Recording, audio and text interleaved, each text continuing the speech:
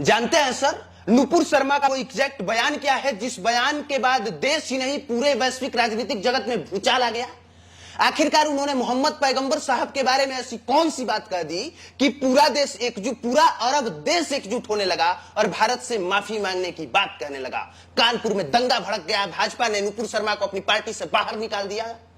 अगर आप पूरा सच जानेंगे तो आप भी हैरत में पड़ जाएंगे, लेकिन वो सब पूरा बताने से पहले नए दर्शकों को अपना परिचय। नमस्कार, मेरा नाम कुमार अभिनव है, आप पब्लिक प्लेटफॉर्म देख रहे हैं। दरअसल नुपुर शर्मा भाजपा की राष्ट्रीय प्रवक्ता हैं और 2015 में अरविंद केजरीवाल के खिलाफ चुनाव भी लड़ चुकी हैं।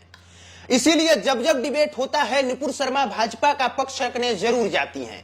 वही हुआ था 26 मई को टाइम्स नाउ के एक न्यूज चैनल पर, जिस पर इस बात पर डिबेट हो रहा था कि वाराणसी में ज्ञानवापी मस्जिद में जो ढांचा निकला है वो फव्वारा है या शिवलिंग। दूसरी तरफ एक मौलाना साहब थे जो बार बार शिवलिंग को फव्वारा फव्वारा कह के नुपुर शर्मा को चिढ़ाने की कोशिश कर रहे थे और वो कामयाब भी हो गए। नुपुर शर्मा चिढ़ गई और इसी बहस के दरमियान नुपुर शर्मा ने कहा कि जिस तरह से तुम शिवलिंग का मजाक उड़ा रहे हो उसी तरह से मैं भी मजाक उड़ाऊं क्या?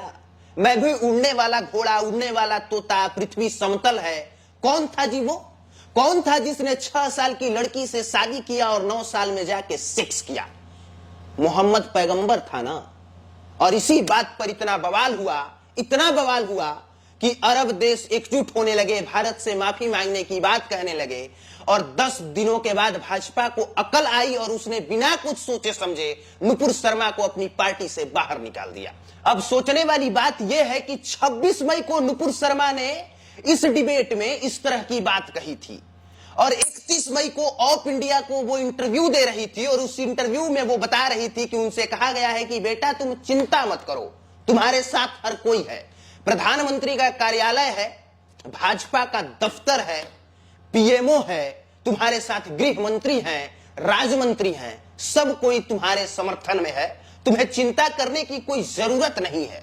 और इसी बीच कानपुर में दंगा भड़कता है, दंगा हिंदू मुसलमानों के बीच। एफआईआर के अनुसार दंगा भड़कने का कारण भी नुपुर शर्मा ही थी, क्योंकि नुपुर शर्मा ने डिबेट में 9 साल, 6 साल, रेप, सेक्स जैसी बात मोहम्मद पैगंबर के बारे में उन्होंने कहा था, जिसके विरोध में कुछ असामाजिक तत्व के लोग सड़कों पे उतर गए और उन्होंने कहा कि ये पूरा दुकान, पूरा बाजार बंद होना चाहिए।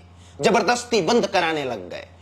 कुछ लोग थे जो बंद नहीं करना चाहते थे, जवाबदेही में उन लोगों ने पत्थर चलाया और वो पत्थरबाजी दोनों तरफ से होने लगी और वही पत्थरबाजी कुछ ही समय के बाद दंगे में तब्दील हो गई। इसके बाद कानपुर में जो कुछ भी हुआ उसे पूरे देश ने देखा है, जिसके बाद नुपुर शर्मा की चर्चा हर तरफ होने लगी। चर्चा इतनी ज्यादा कि टीवी चैनलों में यह चलने लगा कि जिसकी वजह से कानपुर में दंगा भड़का वो नुपुर शर्मा कौन है। अब सोचने वाली बात यह है कि 26 तारीख से 4 तारीख के बीच बहुत कुछ हुआ, लेकिन नुपुर शर्मा को कुछ भी नहीं हुआ। लेकिन जैसे ही मुट्ठी भर का एक देश कतर भारत के विरोध में आया और उसने कहा कि भारत को इस बात के लिए माफी मांगनी चाहिए क्योंकि नुपुर शर्मा ने जो डिबेट में कहा है उससे मुस्लिमों के खिलाफ गलत संदेश जा रहा है, इससे दंगा भड़क सकता है, स्थितियां बिगड़ सकती हैं। और जैसे ही कतर ने यह कहा, अरब के अन्य देश भी कतर के समर्थन में आए, भारत की निंदा करने लगे। इसके बाद भाजपा इतनी दबाव में आई या यूं कहे कि डर गई कि नुपुर शर्मा को बिना कुछ सोचे समझे एक झटके में जो पीएमओ कार्यालय, प्रधानमंत्री कार्यालय और जो दफ्तर अभी कह रहा था कि बेटा तुम चिंता मत करो, हम तुम्हारे साथ हैं, उसने एक झटके में नुपुर शर्मा को बाहर का रास्ता दिखा दिया। भाजपा ने सिर्फ नुपुर शर्मा को ही बाहर नहीं निकाला, नुपुर शर्मा के इस बयान का समर्थन करने वाले नवीन जिंदल को भी एक झटके में अपनी पार्टी से बेदखल कर दिया। मैं पूछना चाहता हूं भाजपा से कि अगर सच में नुपुर शर्मा के द्वारा दिया गया बयान इतना ही बुरा लग रहा है या लग रहा था तो 10 दिनों तक भाजपा हाथ पर हाथ धरे क्यों बैठी थी? क्या इंतजार कर रही थी कि अरब के देश एकजुट हो गए, भारत की निंदा करेंगे और जब पूरी जग हसाई हो जाएगी तब हम नुपुर शर्मा को बाहर करेंगे? और अगर ऐसा नहीं तो फिर भाजपा ने ताल ठोक के अरब देशों से यह सवाल क्यों नहीं किया कि नुपुर शर्मा का जिस बात पर तुम लोग विरोध कर रहे हो, अगर तुम लोगों में इतना ही दम है तो विरोध गूगल का करके दिखाओ ना, क्योंकि नुपुर शर्मा ने जो कुछ भी कहा है वो आज भी जैसे का तैसे गूगल पर लिखा है। और आप जैसे ही सर्च कीजिएगा मोहम्मद पैगंबर ऐसा 9 वर्ष 6 वर्ष, वही कहानी उभर के सामने आएगी जो नुपुर शर्मा ने कहा है।